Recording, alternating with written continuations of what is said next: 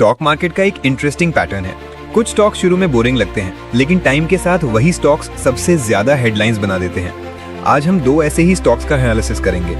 एक तरफ fast food, जो इंडिया की चेंजिंग लाइफस्टाइल का मिरर बन चुका है, और दूसरी तरफ फर्टिलाइजर्स, जो एग्रीकल्चर बैकबोन को ड्राइव करते हैं। नंबर्स और ट्रेंड्स दोनों ही कुछ सरप्राइजिंग स्टोरीज बता रहे हैं, और वही हम डिटेल में डिकोड करने वाले हैं। वीडियो एंड तक देखना, वरना आप एक इंपॉर्टेंट कहानी मिस कर दोगे।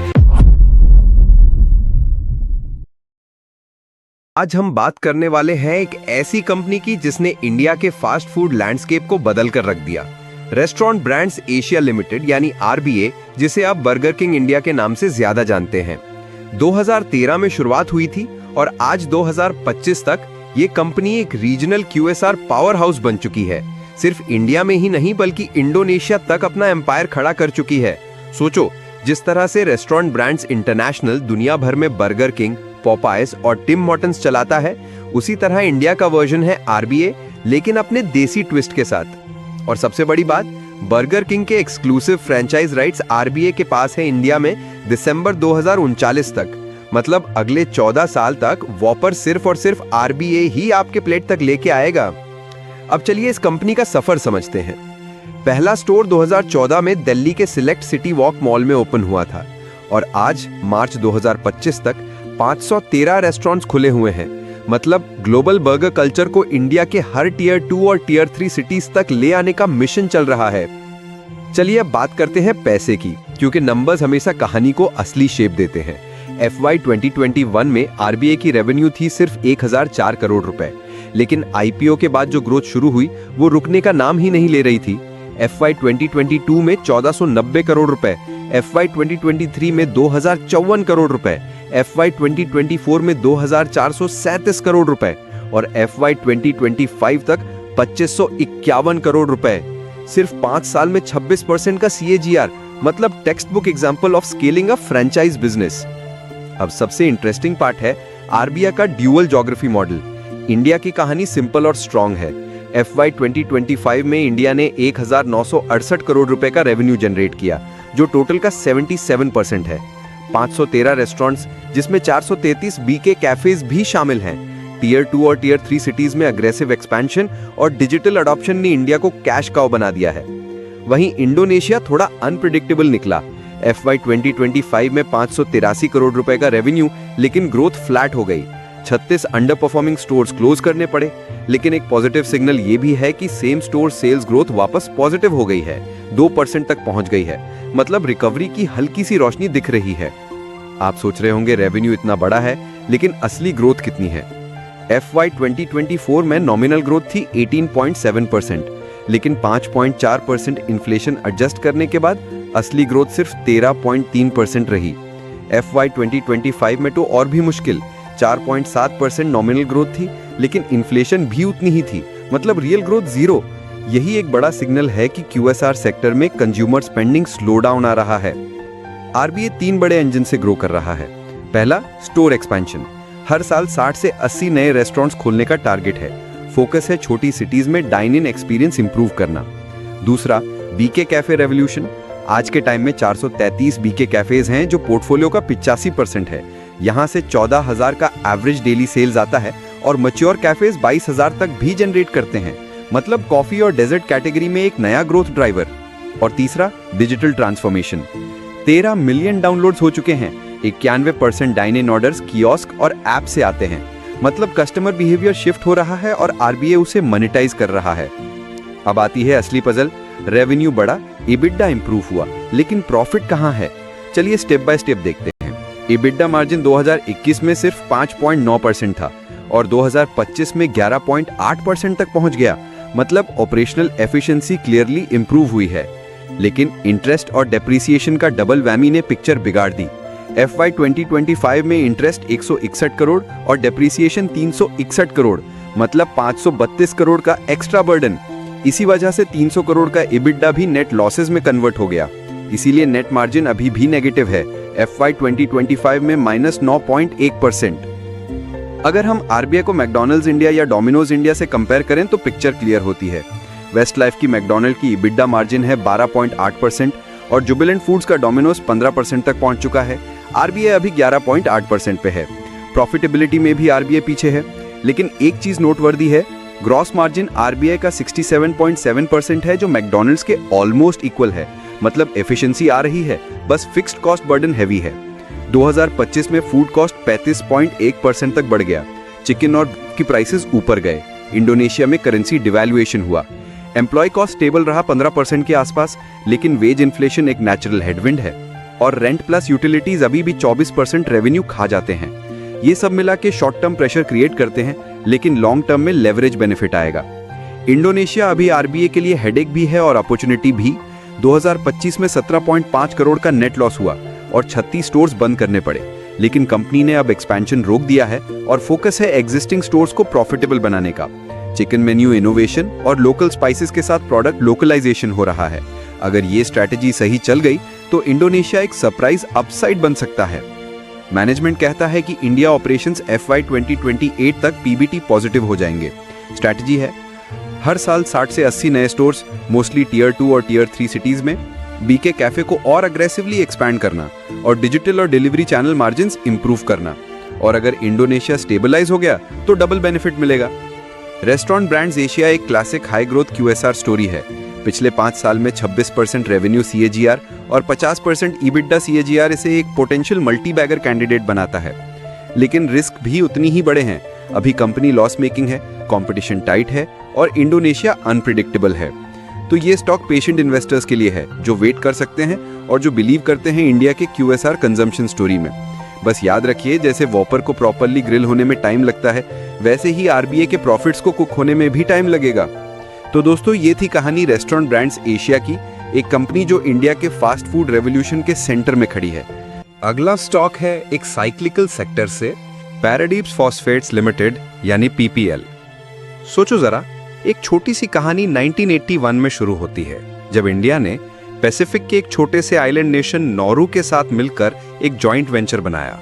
तब ये एक गवर्नमेंट एंटरप्राइज था, लेकिन धीरे धीरे लिबरलाइजेशन, प्राइवेटाइजेशन और IPO के थ्रू आज PPL इंडिया की दूसरी सबसे बड़ी प्राइवेट फॉस्फेटिक फर्टिलाइजर कंपनी बन चुकी है। 2022 में जब इसका IPO आया, तब इसने पूरी तरह से गवर्नमेंट का हाथ छोड़कर एक प्राइवेट सेक्टर पावर हाउस की तरफ अपनी जर्नी शुरू की और आज 3 मिलियन मेट्रिक टन्स की कैपेसिटी के साथ ये देश के 9.5 मिलियन फार्मर्स को फर्टिलाइजर सप्लाई करता है। अब बात करते हैं नंबर्स की, क्योंकि नंबर्स हमेशा असली कहानी सुनाते हैं। FY 2020 में कंपनी का रेवेन्यू था 4,358 करोड़ रुपीस।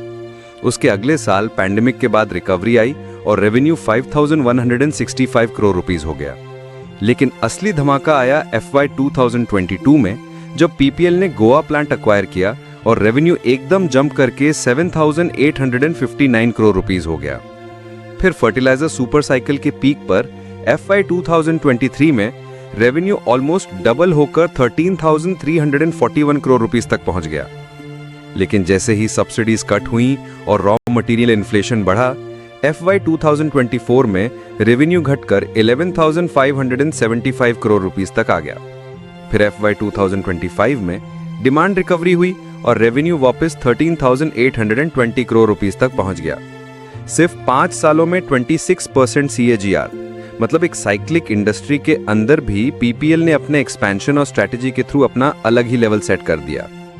पहले PPL एक ही प्रोडक्ट पे ज्यादा डिपेंडेंट था, DAP यानी डायमोनियम फॉस्फेट। 2022 में इसका कंट्रीब्यूशन 65% था, लेकिन आज FY 2025 में ये रिड्यूस होकर 52% हो गया। और ये शिफ्ट क्यों हुआ? क्योंकि कंपनी ने डेलिब्रेट स्ट्रैटेजी ली डाइवर्सिफिकेशन की।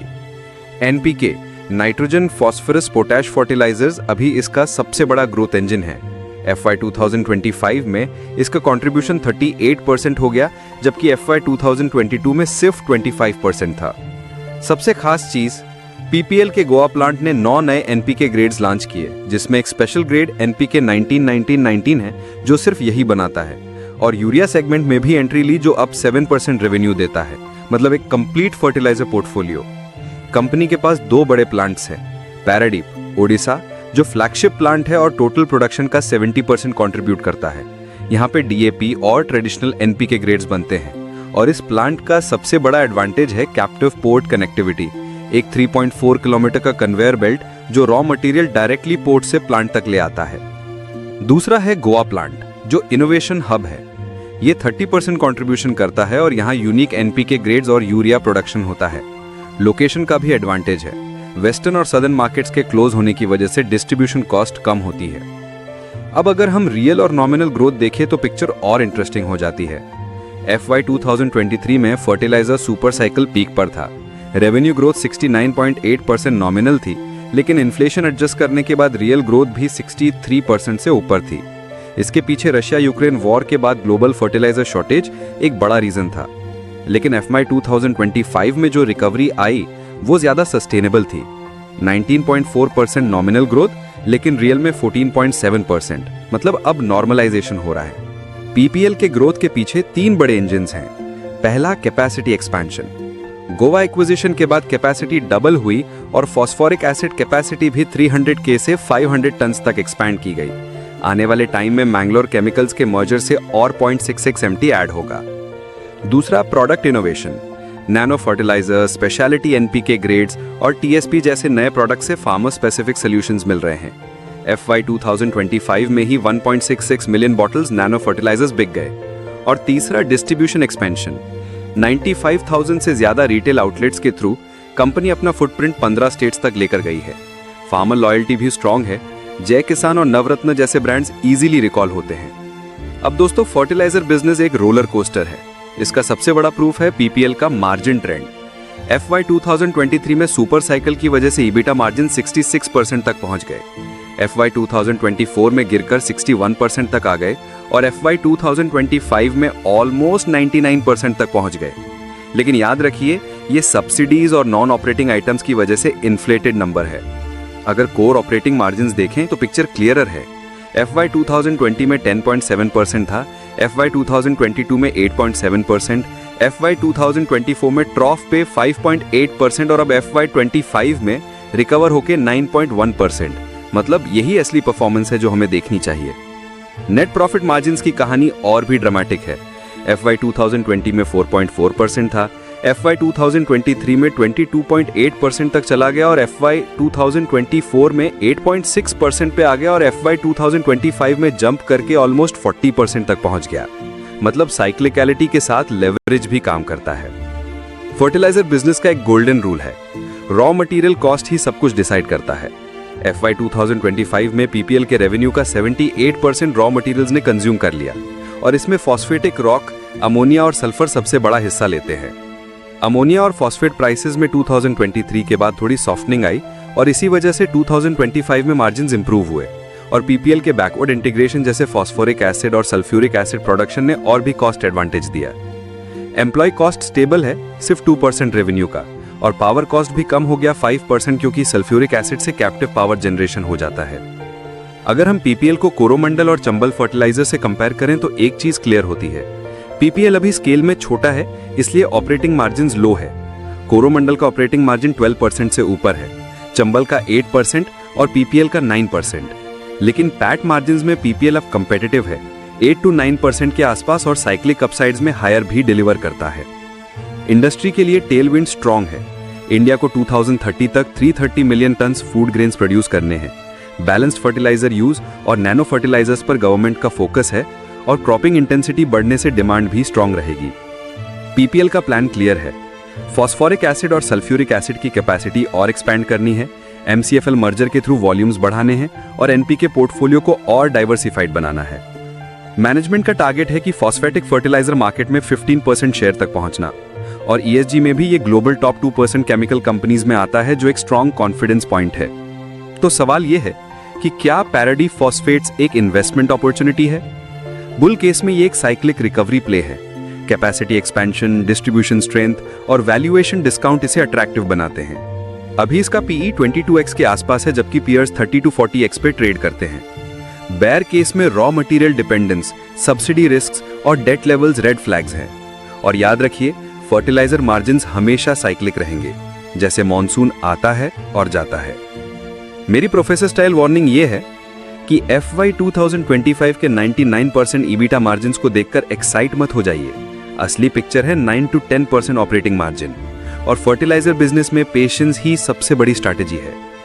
तो दोस्तों पैराडी फॉस्फेट्स एक फर्टिलाइजर फीनिक्स है जो साइकिल के अंदर गिरता भी है और उठता भी है। अगर आप एग्री बिजनेस और फूड सिक्योरिटी थीम पर लॉन्ग टर्म बेट लगाना चाहते हो तो ये एक स्ट्रॉन्ग कैंडिडेट है, लेकिन समझ लीजिए इस बिजनेस में सीजनैलिटी और वॉलेटिलिटी परमानेंट है।